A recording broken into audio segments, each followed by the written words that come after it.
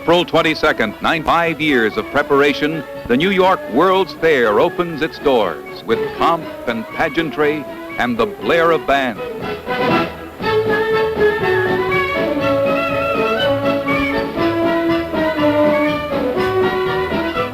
The fairest of the fair have come from all over the earth. The world of today and the world of tomorrow bring representatives from more than 80 foreign countries who add brilliant splashes of color and all the dignity and beauty of their various nations. Many faces from many lands.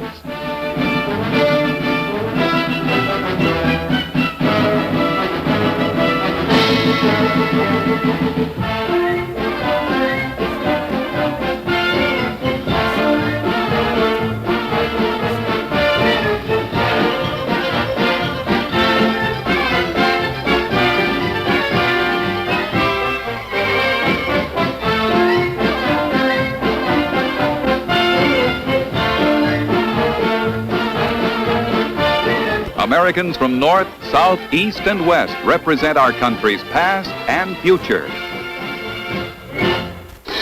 Inside Singer Bowl, President Lyndon B. Johnson's dedication address opens the great exposition officially.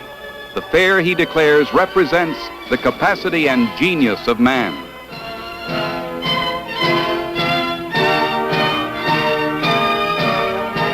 The fair open, thousands of people pour through its gates to see its wonderland. Peace through understanding is the fair's theme. The achievements of industry and nations cover 646 acres. The fair shows what man is capable of creating. More than 20 fountains, some of them water spectaculars, give grandeur to the fair. New York State's Pavilion features a tent of tomorrow, a huge multicolored roof suspended free on giant columns of concrete. It also has a 200-foot tower, which makes the highest point from which to view the fair. The dreams and hopes and the expectations of the people of the whole earth are expressed in stainless steel by the continental land masses and orbital rings of the Unisphere. The Vatican houses Michelangelo's 400-year-old masterpiece, the Pietà. The Protestant and Orthodox Center has exhibit areas for 15 denominations.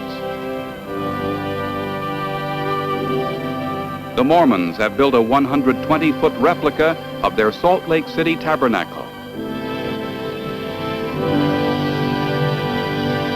The international area also brings national religions as well as national cultures to the World's Fair.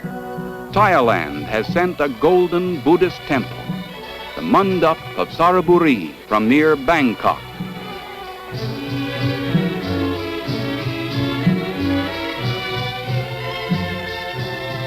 The Pavilion of Sudan reflects the faith of Islam. The nations of Europe contribute their art, their industry, and their ideas. A Swiss clock, a white chalet, and the Swiss sky ride all spell Switzerland.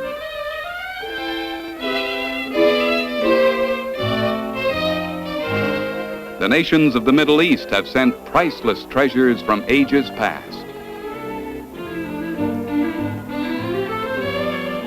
Visitors may partake of the world's foods. The glamour of Hollywood is represented.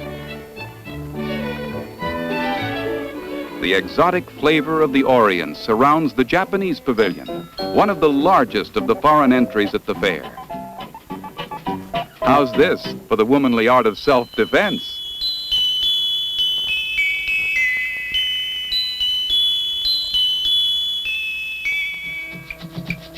The new nations of Africa dramatically display their history, their new political freedom, and their wonderful dances.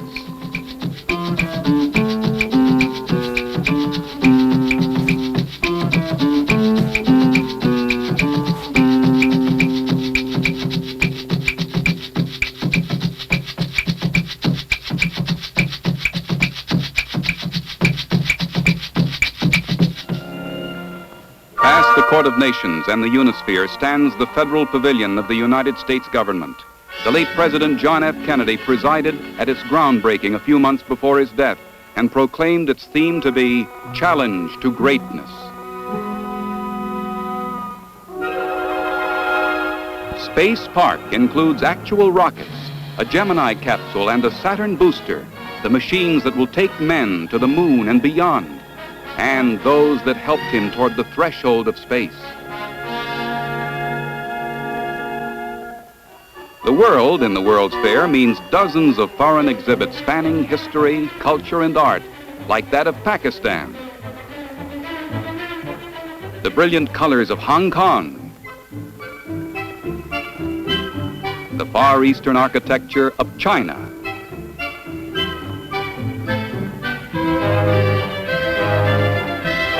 The learning, philosophy, and industry of Greece.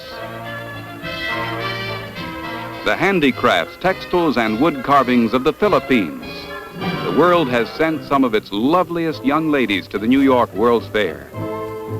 Denmark and Sweden are two Scandinavian countries that bring the fair-haired descendants of the Vikings to the fair.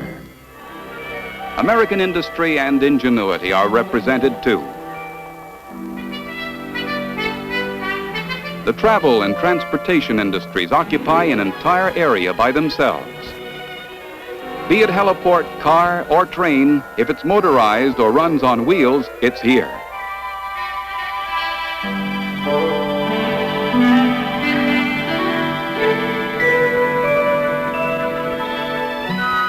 From the world of 1,000,000 years ago, dinosaurs flex their jaws. All the automobile manufacturers unite in saluting the world of tomorrow. Still, the automobiles of yesteryear shared the same attractiveness as the Futurama. For the past, the present, and the future belong to all great fairs.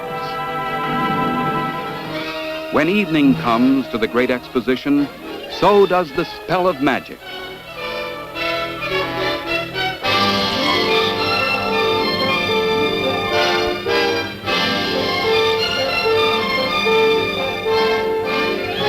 "1964, 1965 will long be remembered as the two historic and wonderful years of the New York World's Fair.